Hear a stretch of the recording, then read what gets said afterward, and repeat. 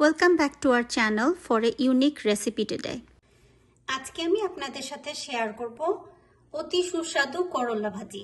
সত্যি বলছি, এইভাবে একবার যদি ট্রাই করে দেখেন আপনারা অবশ্যই এক থালা ভাত শুধুমাত্র এই করলা ভাজি দিয়ে খেয়ে ফেলতে পারবেন। এখানে আমি খুব ছোট করে মিহি করে করলা কেটে রেখেছি। অনেক সময় দেখা যায় যে করলাতে অনেক তিতা ওঠে।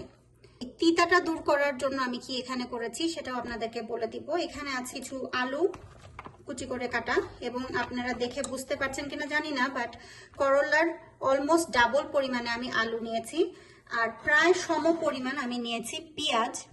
আছে কিছু রসুন কুচি, মরিচ কুচি, আর আরেকটা ইনগ্রেডিয়েন্ট যেটা খুবই ইম্পর্টেন্ট এখানে, সেটা হচ্ছে জিরা, আস্ত জিরা, এবং এটা একটু বেশি পরিমাণে দিতে হবে। আপনারা খাওয়ার সময় ডিফারেন্সটা বুঝতে পারবেন যে স্বাদে কি পার্থক্য আনে এই আস্ত জিরা।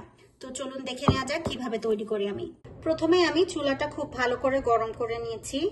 এখানে একটু বেশি পরিমাণে তেল দিতে হবে এই ভাজিটা করার জন্য। তেলটা যখন গরম হয়ে আসবে তখন দিয়ে দিব এই জিরার ফোড়ন, এবং আবার বলছি যে জিরাটা একটু বেশি পরিমাণে দিতে হবে। এমন ভাবে দিবেন যাতে প্রতি কামড়ে কামড়ে আপনার জিরা দাঁতের নিচে পড়ে, এবং এতে স্বাদটা খুবই ভালো হয়।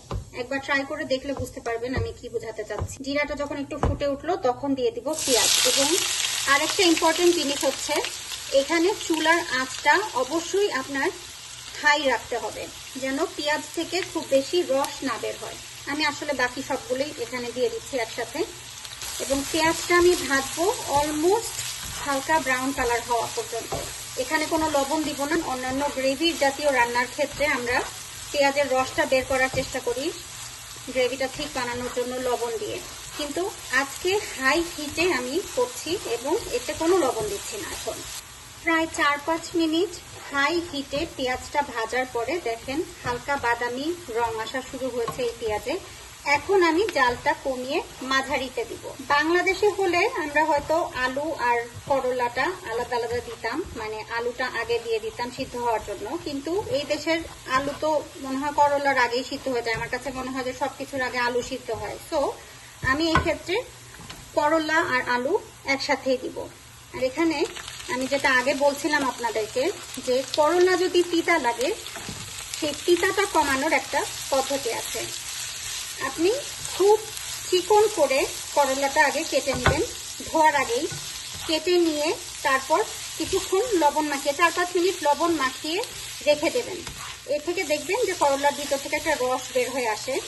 এই রসটা ছেঁকে ফেলে দিয়ে তারপর আপনি করলাটা ধুবেন, ধুয়ে স্ট্রেনারের উপর রেখে দিবেন। দেখেন আমি এখানে স্ট্রেনারে রেখেছিলাম, পানি যেন বের হয়ে যায় সেই কারণে।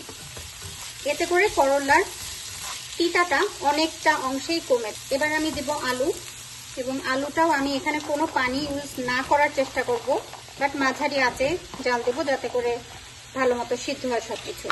এবার আমি এই সবজিগুলোর ওপরে একটু হলুদ দিয়ে দিব, লবণ দিব আমি এখন, আর নাড়াচাড়া করতে থাকবো। পরিমাণ মতো হলুদ দিয়ে দিচ্ছি। এখানে আমি একটু ঝাল ঝাল করে তৈরি করছি, বেশি ঝালে তিতাটাও টের পাওয়া যায় না খুব একটা। লবণ দিয়ে দিচ্ছি। এবার ভালো করে মিক্স হওয়ার পর্যন্ত নাড়াচাড়া করে তারপর আমি এটা একটু ঢাকা দিয়ে মিডিয়াম আঁচে 3-4 মিনিট রান্না করব। প্রায় 5 মিনিট মিডিয়াম আঁচে ঢাকনা দিয়ে জাল দেওয়ার পর ফিরে আসলাম। দেখুন এখন প্রায় সব কিছু সিদ্ধ হয়ে গেছে। এবার আমি হিটটা হাই করে দিব এবং অনেকটা ভাজা ভাজা করে নিব। প্রায় 2-3 মিনিট এটাকে হাই হিটে ভাজা ভাজা করে নিব। এতে স্বাদও যেমন বাড়ে, তিতাও অনেকটা কমে। আমি একটু ঝোল ঝোল টাইপ থাকলেই তখন দেখা যায় যে তিতাটা বেশি লাগে। আর তাছাড়া প্রথমে যে টেকনিকটার কথা বললাম ওইভাবে করে নিলেও তিতাটা অনেকটা দূর হয়। আপনারা একবার ট্রাই করে দেখে অবশ্যই আমাকে জানাবেন যে আপনাদের করলার স্বাদে কোনো ডিফারেন্স আসলো কিনা, আগে যেভাবে করতেন আর এভাবে যদি কখনো ট্রাই করেন তাহলে কোনো পার্থক্য পেলেন কিনা অবশ্যই আমাদেরকে জানাবেন। আপনার কোনো স্পেশাল ট্রিক্স থাকলে সেটাও আমাদের সাথে শেয়ার করতে পারেন কমেন্ট সেকশনে। ফিরে আসলাম আরো 3 মিনিট পরে। কড়া আছে এতক্ষণ ভাজলাম, এখন একটু নিচে লেগে লেগে আসছে, তো এখন আমি জালটা একটু কমিয়ে দিয়েছি।